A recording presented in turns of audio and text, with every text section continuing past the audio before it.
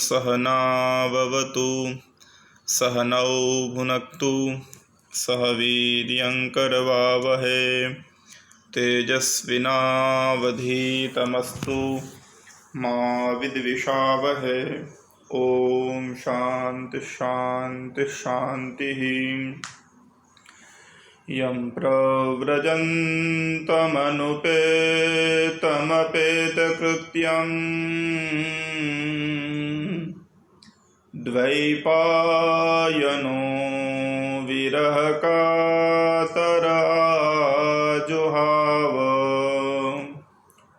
पुत्रेति तन्मयतया तरवोऽभिनेदुस्तं सर्वभूतहृदयं मुनिमानतोऽस्मि। सर्वेभ्यः नमो नमः। सुप्रभातं। जय श्री कृष्ण। प्रथमकक्षीयाः छात्राः भवन्तः सर्वे जानन्ति एव वर्तमानेऽस्मिन् समये ऑनलाइन माध्यमेन अध्यापनम् अध्ययनं च भवति। अहम् आशां करोमि भवन्तः अनेन माध्यमेन सरलतया सुबोधपूर्वकं पठनं करिष्यन्ति इति। काव्यमिति ग्रन्थस्य 14 पाठः वर्तते पुराणपरिचयः। अद्य वयं पाठस्यास्य अध्ययनं कुर्मः। पुराणपरिचयः। परिचयः अनेन शब्देन वयं ज्ञातुं शक्नुमः अत्र कस्यापि परिचयः वर्तते इति। परिचय એ શબ્દ ઉપરથી આપણને બોધ થાય કે અહીંયા કોઈ વ્યક્તિ વસ્તુ અથવા તો પદાર્થ છે જેને આપણે જાણવાનો છે। તો પુરાણ પરિચયः પુરાણનો પરિચય પુરાણस्य પરિચયः इति પુરાણ પરિચયः। પુરાણનો પરિચય એટલે પુરાણ પરિચય। શું છે આ પુરાણ? કોને કહેવાય પુરાણ? કયા કયા પુરાણો છે? રચયિતા એમના કોણ છે? એની અંદર આવેલા ગ્રંથો કયા કયા છે? પુરાણ કોટીમાં આવતા ગ્રંથોનું લક્ષણ શું છે? પુરાણની અંદર આવતા વિષયો કયા હોય છે? વગેરે વગેરે પરિચય આ પાઠની અંદર આપણે મેળવીશું। પુરાણ શબ્દનો અર્થ શું થાય? પુરાપી નવમ ભાતિ ઇતિ પુરાણમ। જે જૂનું હોવા છતાં પણ આપણને નવું લાગે એને પુરાણ કહેવાય। શ્રીમદ ભાગવત ઘણી વખત આપણે સાંભળીએ છીએ, એની કથાઓ ઘણી વખત આપણે સાંભળીએ છીએ, તમે લોકોએ સાંભળી હશે, છતાં પણ જ્યારે જ્યારે તમે એ સાંભળો ત્યારે ત્યારે તમને એ નવી લાગે, એને કહેવાય પુરાણ।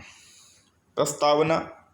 આગ્નેયે હિ પુરાણેસ્મિન સર્વવિદ્યાઃ પ્રદર્શિતાઃ। આગ્નેયે હિ પુરાણેસ્મિન અગ્નિ પુરાણની અંદર બધી જ વિદ્યાઓ નામ સર્વ વિદ્યાઃ પ્રદર્શિતાઃ બધી જ વિદ્યાઓનું વર્ણન કરવામાં આવેલું છે। આપણા મનની અંદર એક એવી ધારણા હોય છે કે પુરાણ શાસ્ત્ર એટલે ભગવાનની કથા, એમના ગુણગાન, ભક્તિ રસ પ્રધાન અને ઇતિહાસને જણાવવાવાળા ગ્રંથો છે। પણ આ જે આપણી ભાવના છે એ થોડી નાની છે। પુરાણની અંદર બધી જ વિદ્યાઓ એ જ્યોતિષ શાસ્ત્રથી લઈને વ્યાકરણ શાસ્ત્ર સુધી, ગણિત સુધી, વિજ્ઞાન સુધી, કોમર્સ વગેરે બધી જ વિદ્યાઓ આની અંદર આપણને પ્રાપ્ત થાય છે। આપણી દ્રષ્ટિ હોવી જોઈએ। તો અગ્નિ પુરાણ જે છે 18 પુરાણમાંનું એક પુરાણ છે અગ્નિ પુરાણ, જેના વક્તા સ્વયં અગ્નિદેવ જે છે। તો એ અગ્નિ પુરાણની અંદર બધી જ વિદ્યાઓનું વર્ણન કરવામાં આવેલું છે। એ સૂક્તિ છે આગ્નેયે હિ પુરાણેસ્મિન સર્વ વિદ્યાઃ પ્રદર્શિતાઃ। એમાં ધનુર્વિદ્યા પણ છે, એમાં ગંધર્વ વિદ્યા પણ છે, એમાં ભેષજ્ય વિદ્યા પણ છે। ધર્મ અર્થ કામ અને મોક્ષ આ ચારનું વ્યવસ્થિત રીતે અને સુવિસ્તૃત સરળ ભાષાની અંદર વર્ણન કરવામાં આવ્યું હોય તો એ પુરાણની અંદર છે. ભગવાન વેદવ્યાસઃ માનવ સમાજાય પુરાણાનાં ભગવદવતારલીલયા સત્પુરુષચરિત્રાણાં ધર્માચરણેન વૈરાગ્યયુક્ત જીવનશિક્ષાં પ્રદત્તવાન. ભગવાન વેદવ્યાસે માનવ સમાજના કલ્યાણ માટે ભગવદ અવતાર લીલાથી સદપુરુષોના ચરિત્રનું વર્ણન, ધર્માચરણનું વર્ણન, વૈરાગ્યયુક્ત જીવન શિક્ષા આપવા માટે પુરાણોની રચના કરી છે, પુરાણોને સમાજને આપ્યા છે. એટલે બધા જ પુરાણોના રચયિતા ભગવાન વેદવ્યાસ છે. વેદવ્યાસ એ 24 અવતારમાંના એક અવતાર પણ છે. પુરાણસ્ય ઉપદેશમયં કથામાર્ગમ શ્રુત્વા સામાન્યજનોપી ધર્મપથમ ગંતુમ શક્નોતિ. પુરાણના ઉપદેશને સાંભળીને, કથા માર્ગને સાંભળીને સામાન્ય માણસ પણ ધર્મપથ ઉપર જવા માટે સમર્થ બને છે. ધર્મનું પાલન કરવા માટે, એનું અનુશીલન કરવા માટે, પોતાના જીવનમાં ઉતારવા માટે સમર્થ બને છે. વેદોની અંદર, ધર્મશાસ્ત્રની અંદર, સ્મૃતિ ગ્રંથોની અંદર જે ભાષાનું વર્ણન થયું છે, જે નિયમોનું વર્ણન થયું છે, કર્તવ્યનું વર્ણન થયું છે, એ બધું જ વર્ણન બહુ સરળતાપૂર્વક પુરાણોની અંદર પ્રાપ્ત થાય છે. અત્ર ભગવાન વેદવ્યાસઃ સશ્રુત સંમિતોપદેશમ વર્ણયતિ. એભિઃ ઉપદેશૈઃ અધુનાપि અસ્માકં માનસે પુરાણ સંસ્કૃતિઃ અંકિતા અસ્તિ. અહીંયા ભગવાન વેદવ્યાસ સશ્રુત એટલે વેદોની અંદર રહેલો ઉપદેશ એ વર્ણન શૈલીમાં અહીંયા પ્રસ્તુત કરે છે. અને એ ઉપદેશ દ્વારા અસ્માકમ માનસે, આપણા મનની અંદર પુરાણ સંસ્કૃતિ અંકિત થાય છે, ઘટિત થાય છે. આપણું મન એમને સ્વીકારે છે. પુરાણાનામ વાङ्મયમ વિશાલમ સામાન્યજન પોષકમ પરંપરા સંરક્ષકમ હિતકારકમ ચાસ્તિ. પુરાણ વાङ्મય છે. વાङ्મય એટલે ઇતિહાસ, આપણો સમૂહ. વાંગ એટલે વાણી અને મય એટલે સમૂહ. એટલે પુરાણ સાહિત્ય, વાङ्મયનો મતલબ સાહિત્ય. પુરાણ સાહિત્ય બહુ વિશાળ છે. સામાન્ય જન પોષકમ એટલે સામાન્ય લોકોનું પોષણ કરવાવાળું. પોષણ એટલે શું? પોષણનો મતલબ સામાન્ય લોકોને પણ સરળતાથી ધર્મનું જ્ઞાન કરાવવાવાળો છે. પરંપરા સંરક્ષકમ, આપણી પરંપરાઓને, સનાતન પરંપરાઓનો સંરક્ષક છે. અને હિતકારકમ ચ અસ્તિ, હિતકારક પણ છે. પુરાણ પરિચય. પુરા નવમ ભવતીતિ પુરાણમ. અહીંયા બાજુમાં વેદવ્યાસનું ચિત્ર જે પધરાવેલ છે, આપણે બધા એમને પ્રણામ કરીશું. પાઠની શરૂઆત. પુરાણ પરિચય. પુરા નવમ ભવતીતિ પુરાણમ. જૂનું હોવા છતાં પણ નવમ ભવતી, નવું લાગે છે, એને પુરાણ કહેવાય છે. પુરાતનસ્ય કાલસ્ય પુરાણાની વિદુર્બુધાઃ. પુરાતન, બહુ જૂના હોવાના કારણે એને પુરાણ કહેવામાં આવે છે. વિદુર બુધાહ, બુધાહ નામ વિદ્વાંસ, વિદ્વાનો એમને જૂનો હોવાના કારણે પુરાણ તરીકે ઓળખે છે. આ મત્સ્ય પુરાણનો શ્લોક છે. પુરાતનસ્ય કાલસ્ય પુરાણાની વિદુર્બુધાહ. એક શ્લોકનું પદ જ અહીંયા મૂકેલું છે. પુરાણ માર્ગ સરળ સુખદ વરિષ્ઠશ્ચાસ્તિ. પુરાણ માર્ગ જે છે એ બહુ સરળ માર્ગ છે, સુખદ માર્ગ છે, વરિષ્ઠશ્ચાસ્તિ અને ઉત્તમ માર્ગ છે. પુરાણ સાહિત્યમ સંસ્કૃત વાङ्મયસ્ય અદ્ભુતમ રત્નમ વર્તતે. પુરાણ સાહિત્ય જે છે એ સંસ્કૃત વાङ्મયનું અદ્ભુત રત્ન છે. યત્ર વર્ણધર્માણામ ધર્માઃ. જ્યાં, યત્ર એટલે જ્યાં, વર્ણધર્માણામ ધર્માઃ. વર્ણધર્મ એટલે શું? બ્રાહ્મણ, ક્ષત્રિય, વૈશ્ય અને શૂદ્ર 4 વર્ણ છે. ચાતુર્વર્ણ્યમ મયા સૃષ્ટમ ગુણકર્મ વિભાગશઃ તસ્ય કર્તારમપિ માં વિદ્ધિ કર્તારમવ્યયમ. શ્રીમદ ભગવદ્ ગીતા 4 વર્ણ છે: ધર્મ, અર્થ, બ્રાહ્મણ, ક્ષત્રિય, વૈશ્ય અને શૂદ્ર. તો એમના ધર્મ શું છે, ધર્મ એટલે શું, એમનું કર્તવ્ય શું છે, એમનું કર્મ શું છે, એ વગેરેનું વર્ણન 4 વર્ણોનું અહીંયા પુરાણ સાહિત્યની અંદર જોવા મળે છે. ભારતીય સંસ્કૃતિ, ભારતની સંસ્કૃતિ. માનવ સામાન્યસ્ય ધર્મ. અમુક ધર્મ એવા હોય છે કે જે બ્રાહ્મણના પણ હોય, ક્ષત્રિયના પણ હોય, વૈશ્યના પણ હોય અને શૂદ્રના પણ હોય. તો માનવ સામાન્યસ્ય ધર્મ, સામાન્ય ધર્મ હોય છે: સત્ય બોલવું, ચોરી ન કરવી, બ્રહ્મચર્યનું પાલન કરવું. તો આ બધા વર્ણ માટે છે. તો એનું વર્ણન પણ એની અંદર જોવા મળે છે. ભારતીયમ ઐતિહ્યમ. ભારતીયમ નામ ભારતનું, ઐતિહ્ય એટલે ઇતિહાસ, ઇતિ એટલે થઈ ગયું ને હાસ એટલે સત્ય ઘટના. ઇતિહાસ, જે સત્ય ઘટનાઓ થઈ ગઈ હોય એને ઇતિહાસ કહેવાય અને જે કવિકલ્પિત હોય એને દંતકથા કહેવાય. તો ભારતનો જે ઇતિહાસ છે એ ઇતિહાસનું વર્ણન. વિશ્વસ્ય ભૂગોલમ.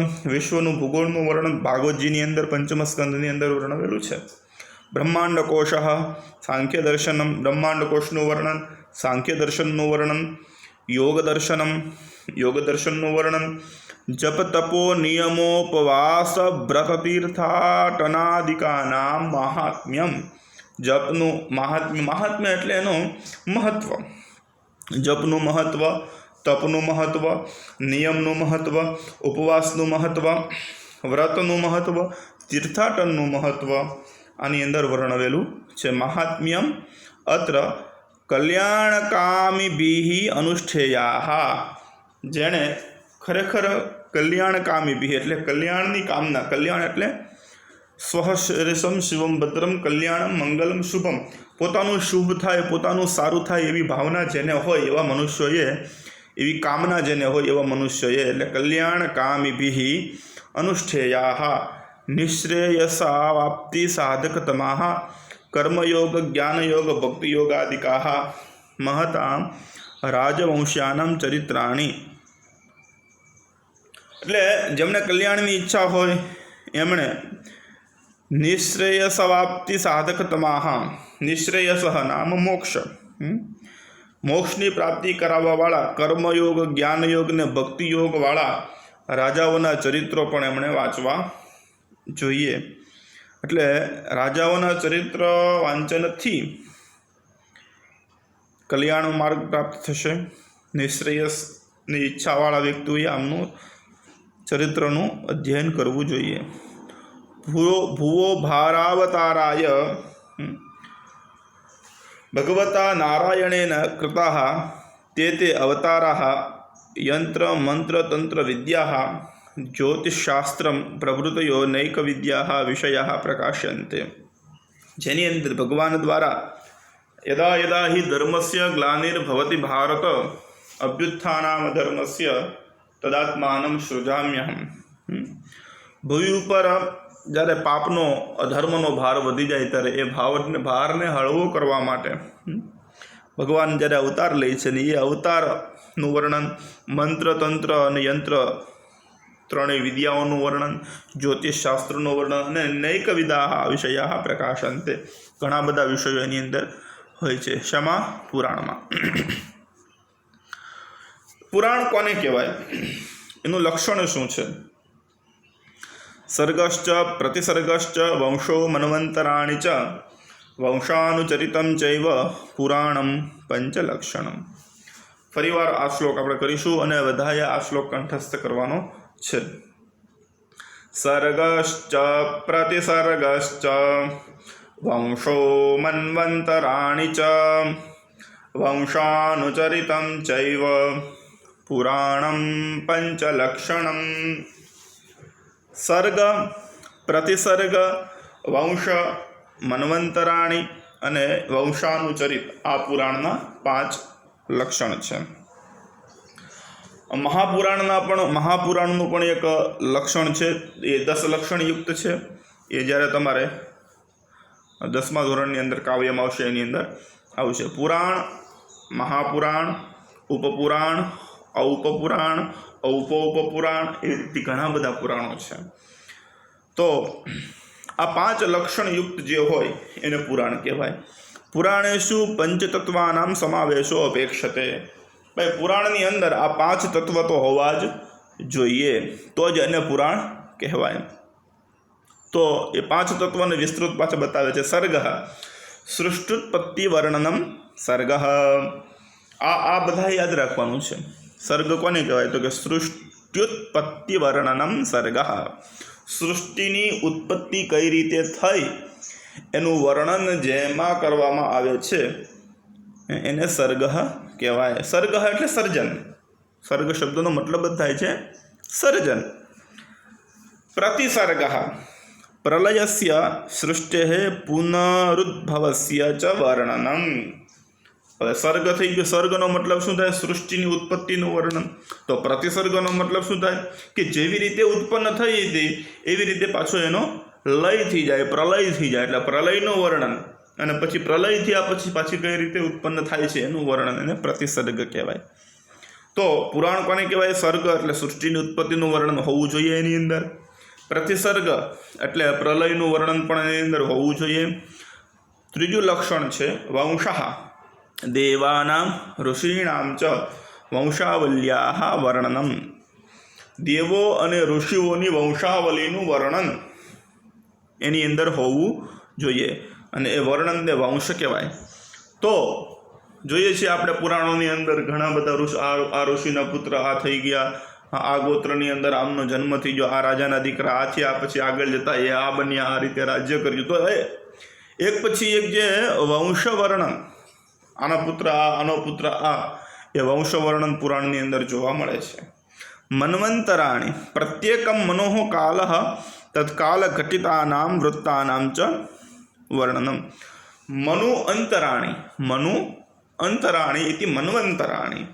એક મનુથી લઈને બીજા મનુ સુધી. મનુ એટલે શું? હવે એ સમજવા માટે આપણે કાલગણનામાં જવું પડે.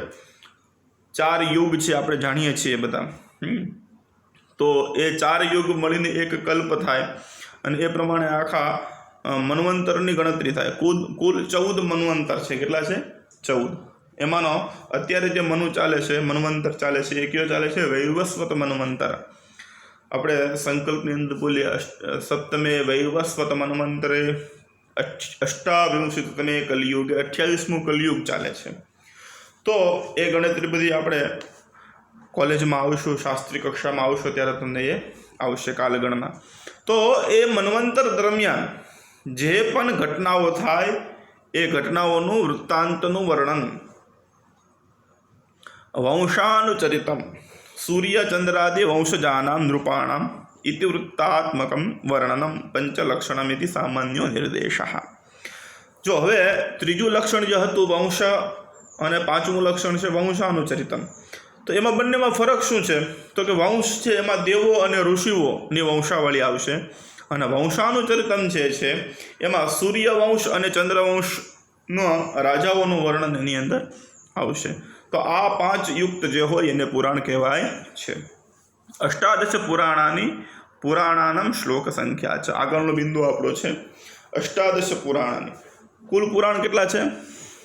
18, અને એની શ્લોક સંખ્યા આગળ વર્ણવેલી છે. તો એ 18 પુરાણના નામને યાદ રાખવા માટેનો એક શ્લોક છે. એ શ્લોક બહુ જ સંસ્કૃત જગતની અંદર પ્રખ્યાત છે, વિખ્યાત છે. તમે લોકો પણ એ કંઠસ્થ કરી લેજો, તમારું ગૃહ કાર્ય પણ એ રહેશે. એટલે 18 પુરાણના નામનો શ્લોક અને 18 પુરાણના લક્ષણનો શ્લોક, એ બંને તમારા ગૃહ કાર્ય છે. શ્લોક બોલીએ છીએ. મદ્વયમ ભદ્વયમ ચૈવ બ્રત્રયમ વચતુષ્ટયમ અનાપલિંગકુસ્કાની પુરાણાની પ્રચક્ષતે. બહુ સરસ શ્લોક છે. મદ્વયમ એટલે જે 18 પુરાણ છે એના નામોમાં મ ઉપરથી 2 નામ છે. મ દ્વયમ, મત્સ્ય પુરાણ અને માર્કંડેય પુરાણ. જો નીચે નામ આપેલા છે ક્રમથી, મત્સ્ય પુરાણ અને માર્કંડેય પુરાણ. પછી ભદ્વયમ, ભ ઉપરથી 2 પુરાણ છે. તો જો આમાં ભવિષ્ય પુરાણ અને ભાગવત પુરાણ. અને એ પુરાણની સામે એના શ્લોક સંખ્યા આપેલી છે, એ તમારે કંઠસ્થ કરી લેવાની છે. અને એ શ્લોક સંખ્યાનો પણ એક શ્લોક 5 શ્લોક છે ભાગવતજીની અંદર 12મા સ્કંધમાં. એ તમે લોકો અહીંયા આવશો ત્યારે આપણે ભણીશું. બ્રાહ્મમ દશસહસ્રાણી પાદ્મમ પંચોન ષષ્ટિચ શ્રી વૈષ્ણવમ ત્રયોવિંશત ચતુર્વિંશતિ શૈવકમ. બહુ સરસ શ્લોકો છે. તમે અહીંયા આવશો એટલે આપણે સાક્ષાત કરીશું. તો મદ્વયમ થયું, ભદ્વયમ, ચૈવ એટલે અને, ચૈવમાં કોઈ પુરાણ નથી, અવ્યય છે. બ્રત્રયમ, બ્ર ઉપરથી 3 પુરાણ, જો બ્રહ્મ વૈવર્ત પુરાણમ, બ્રહ્માંડ પુરાણમ અને બ્રહ્મ પુરાણમ. પછી વ ચતુષ્ટયમ, વ ઉપરથી 4 પુરાણ થયા. તો વ ઉપરથી 4 પુરાણ જોઈએ તો વરાહ પુરાણ, 8મા પુરાણ જો વરાહ પુરાણમ, વિષ્ણુ પુરાણમ, વાયુ પુરાણમ, વામન પુરાણમ. પછી અ, તો અ ઉપરથી અગ્નિ પુરાણમ, ના ઉપરથી નારદ પુરાણ, પ ઉપરથી પદ્મ પુરાણ, લી ઉપરથી લિંગ પુરાણ. જો હવે અહીંયા યાદ રાખવાનું છે, લિંગ પુરાણ જે છે એ આ લી છે એ લી ઉપરથી લિંગ પુરાણ છે, ને લિંગની અંદર જે ગ છે એ ગ ઉપરથી ગરુડ પુરાણ છે, બરાબર. પછી સ્ક ઉપરથી સ્કંદ પુરાણ. તો એ પ્રમાણે 18 પુરાણના અનાપલિંગ કુસ્કાની પુરાણાની પ્રચક્ષતે. તો મદ્વયમ મ ઉપરથી 2, ભદ્વયમ ભ ઉપરથી 2, બ્રત્રયમ બ્ર ઉપરથી 3, વ ચતુષ્ટયમ વ ઉપરથી 4, એટલે 2 ને 2 4 ને 3 7 ને 4 11 થયા. હવે અ, ના, પ, લિંગ, કુસ, કુ અને સ્કા. કુ ઉપરથી કુર્મ પુરાણ છે, લિંગ, કુ ઉપરથી કુર્મ પુરાણ અને સ્ક ઉપરથી સ્કંદ પુરાણ. તો 11 અને 7 18 એ પ્રમાણે થઈ ગયા. તો આ બંને શ્લોક બધાએ કંઠસ્થ કરવાના છે. મદ્વયમ ભદ્વયમ ચૈવ બ્રત્રયમ વ ચતુષ્ટયમ અનાપલિંગ કુસ્કાની પુરાણાની પ્રચક્ષતે. પુરાણ મહત્વમ. હવે શ્લોક સંખ્યા છે એ તમે લોકો કરી લેજો, વિડીયો રોકીને એ તમે કરી લેજો. તમારી પાસે PDF પુસ્તક હોય તેમાં પણ જોઈ લેજો. પુરાણાનામ મહત્વમ. ભારતીયાયાः સંસ્કૃતેः સભ્યતાયાશ્ચ યથાયથમ અવગમાય પુરાણાનામ નિતરામ મહત્વમ અસ્તિ. ભારતીય સંસ્કૃતિને, એની સભ્યતાને જો આપણે યથાર્થ રીતે જાણવી હોય તો એની માટે પુરાણનું મહત્વ વધારે છે. પુરાણની અંદર એનું વર્ણન વ્યવસ્થિત છે. પુરાણાની વિહાય ન ક્વચિદ અન્યત્ર વિપુલેપી વાङ्મયે પ્રાચીન સંસ્કૃતે સવિસ્તરમ વર્ણનમ ઉપલભ્યતે. પુરાણને છોડીને બીજા કોઈ વાङ्મયમાં, પુરાણ વાङ्મયને જો છોડી દેવામાં આવે તો બીજા કોઈ વાङ्મયની અંદર પ્રાચીન સંસ્કૃતિનો વિસ્તૃત વર્ણન આપણને પ્રાપ્ત થશે નહીં. સર્વજન હિતાય સર્વબોધાય ચ પ્રસાદ ગુણોપેતાયાઃ પદ્ધત્યાઃ સમાશ્રયેણ પુરાણાનાં મહત્વં પ્રતિપદમ આલક્ષ્યતે.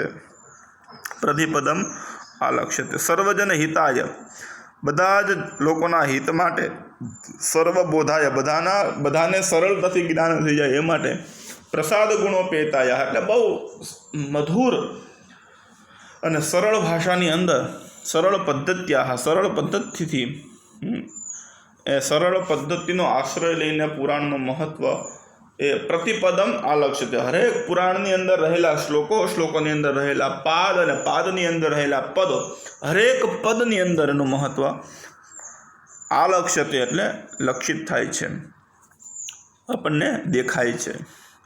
આબાલ વૃદ્ધમ પુરાણાનામ પ્રિયત્વમ ન કસ્યચિદ વિપશ્ચિતો વિપ્રતિપત્તિર વિષયઃ. આબાલ વૃદ્ધમ, બાળકને પણ પુરાણ ગમે, યુવાનને પણ ગમે અને વૃદ્ધને પણ ગમે. કોઈને એની અંદર વિપ્રતિપત્તિ થતી નથી, વિરોધ કોઈને છે નહીં, બધાને પુરાણ ગમે છે. કથાખ્યાના શ્રવણે નિગૂઢ તત્વ નિરૂપણમ સરળતયા તદભિવ્યક્તિશ્ચ પુરાણાનાં મહત્વમ એથયતિ. જે કથા શ્રવણ સમયે જે નિગૂઢ તત્વ હોય, બ્રહ્મ તત્વ હોય, એ ક્લિષ્ટ તત્વને પણ બહુ સરળતાથી પ્રસ્તુત કરવાની જો કોઈની તાકાત હોય તો એ પુરાણની છે. અને એટલા માટે જ એનું મહત્વ એ પદ્ધતિ મહત્વ રહેલું છે. પુરાણાનામ તાદૃશી મનોહરા શૈલી ભાવાભિવ્યક્તિ પ્રક્રિયા ચ યથા જ્ઞાનલવદુર્વિદગ્ધોપી માનવો વિવિધ વિષયાવગાહી જ્ઞાનામ સરળતયા અવાપ્નોતિ. એટલે પુરાણની એવી મનોહર શૈલી છે કે જે શૈલી જે જ્ઞાનનું એક ટીપું પણ જેનામાં ન હોય એવી વ્યક્તિ જો પુરાણનું અધ્યયન કરે તો એને બધા જ વિષયોનું જ્ઞાન થઈ જાય છે. પુરાણેષુ ક્વચિત કાવ્યછટા, કોઈ ક્વચિત એટલે કોઈ જગ્યાએ કાવ્ય છટા જોવા મળે છે. ક્વચિત પ્રકૃતિ વર્ણનમ, કોઈ જગ્યાએ પ્રકૃતિનું વર્ણનમ.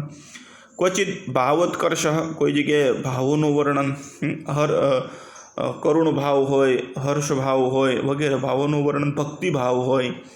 ક્વચિત જ્ઞાનસ્યોદય, કોઈ જગ્યાએ જ્ઞાનનું વર્ણન. ક્વચિત તત્વાર્થ ચિંતા, કોઈ જગ્યાએ તત્વનું ચિંતન.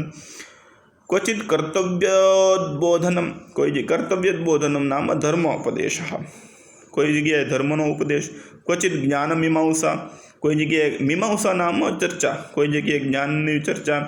ચ ઇન્દ્રિય ધનુષિમ આભામ વિસ્તરતી. તો આ બધી વિવિધ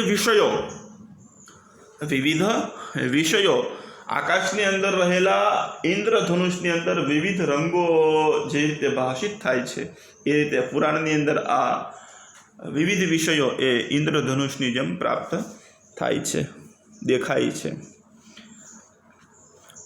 પુરાણાનાં તાદૃશમ મહત્વમ યથા ભિન્નરુચિર્હિ લોકઃ સ્વરુચિમ અનુસૃત્ય પ્રવૃત્તોપી શ્રેષ્ઠમ પ્રતિગૃહ્ણાતિ.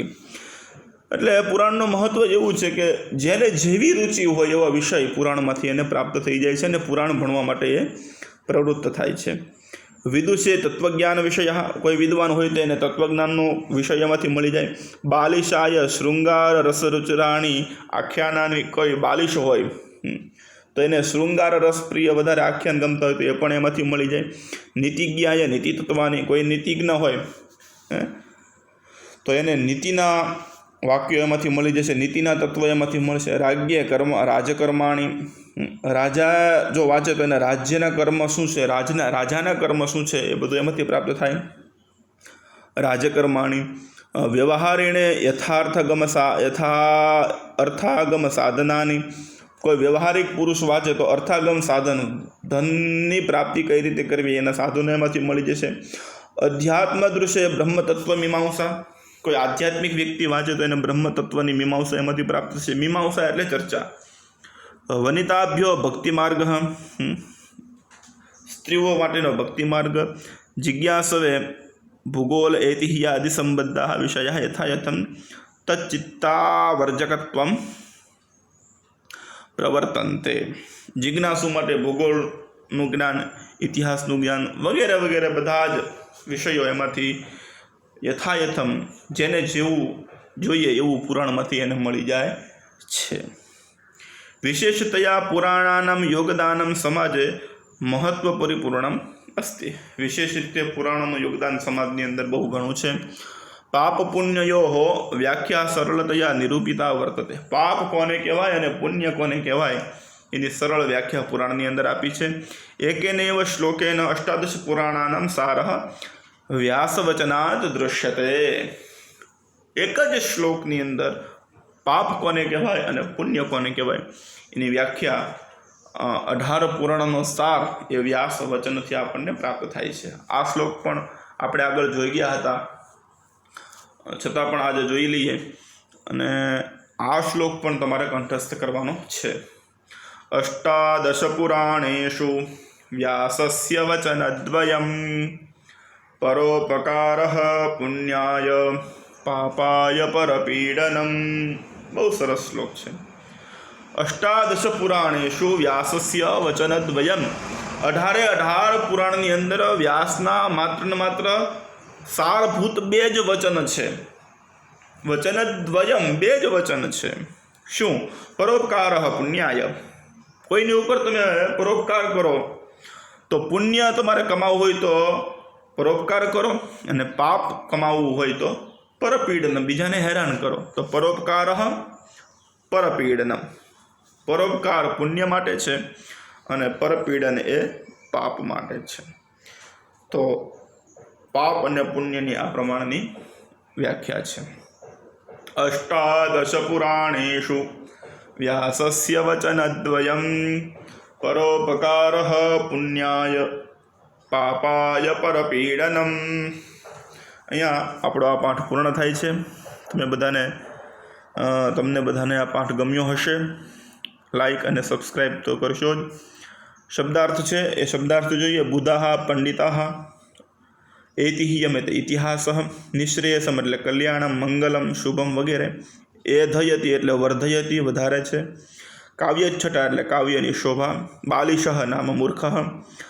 પ્રતિગૃહ્ણાતિ નામ સ્વીકરોતિ. વનિતા એટલે સ્ત્રી, અને વિહાય એટલે ત્યક્તવા એટલે છોડીને. સ્વાધ્યાય છે એ પણ આજે તમારે કરીને મોકલાવી દેવાનું છે. સંપૂર્ણ સ્વાધ્યાય આજે 5 વાગ્યા સુધીમાં તમારા લોકોએ આપણા ગ્રુપની અંદર પધરાવી દેવાનું છે. અને બધા જ વિદ્યાર્થી મિત્રો આ 3 શ્લોક કંઠસ્થ કરી લેશે. ઓમ પૂર્ણમદઃ પૂર્ણમિદં પૂર્ણાત પૂર્ણમુદચ્યતે પૂર્ણસ્ય પૂર્ણમાદાય પૂર્ણમેવાવશિષ્યતે. ઓમ શાંતિ શાંતિ શાંતિ. જય શ્રી કૃષ્ણ.